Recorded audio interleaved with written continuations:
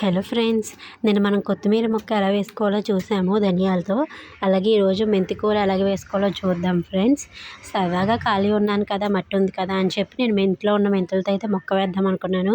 ఈలోగా మా తమ్ముళ్ళు కూడా వచ్చి హెల్ప్ చేశారు. వారి హ్యాండ్స్ చూడండి, చాలా చిన్న చిన్నవి. మొత్తం ముగ్గురం కలిసి మట్టి అంతా తీసుకొని ఒక దాంట్లో తీసుకొని అలా పెట్టి దాని మీద వాళ్ళని జల్లమని చెప్తున్నాను. వాళ్ళు సౌండ్స్ చేసుకుంటూ నెమ్మదిగా మొత్తం అంతా జల్లాము. ముగ్గురం కలిసి అయితే వేసాము. అది ఎన్ని డేస్కి మొక్క వస్తుంది ఏంటో అనేది చూడాలి.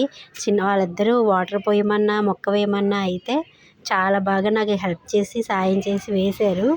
ఈ మొక్క వచ్చాక మనకి ఎన్ని డేస్లో మెంతికూర వస్తుంది ఏంటనేది మనం ప్రాసెస్ అంతా నేను 2-3 డేస్కి ఒకసారి మీకు చూపిస్తూ ఉంటాను.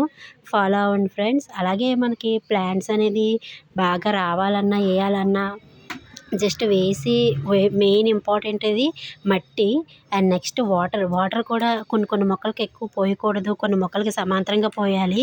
ఇది శీతాకాలం కాబట్టి మనం ఎక్కువ వాటర్ పోసుకోక్కర్లేదు.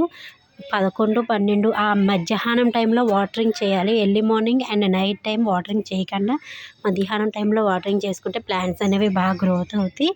అండ్ అలానే మా మమ్మీ అయితే ప్లాంట్స్ కోసం, ముఖ్యంగా మా గార్డెన్లో ఉన్న ప్లాంట్స్ కోసం ఒక ఎరువునైతే తయారు చేస్తున్నారు. అదంతా ఒక 2 డేస్లో అయిపోతుంది.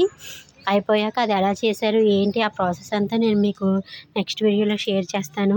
వీడియోలో చూడండి ఫ్రెండ్స్. నాతో పాటు మా ఇద్దరు తమ్ముళ్ళు కూడా చాలా బాగా హెల్ప్ చేసి మొత్తం చేసాము.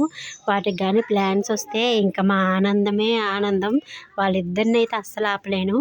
మా చిన్న తమ్ముడు అయితే మధ్యలో మట్టి అంటుకుంది, మొక్కలు వేస్తానని చెప్పి వచ్చాడు, మట్టి అంటుకుంది. ఆ మట్టి కూడా నా చేతికే రాసేసారు. Okay friends, bye.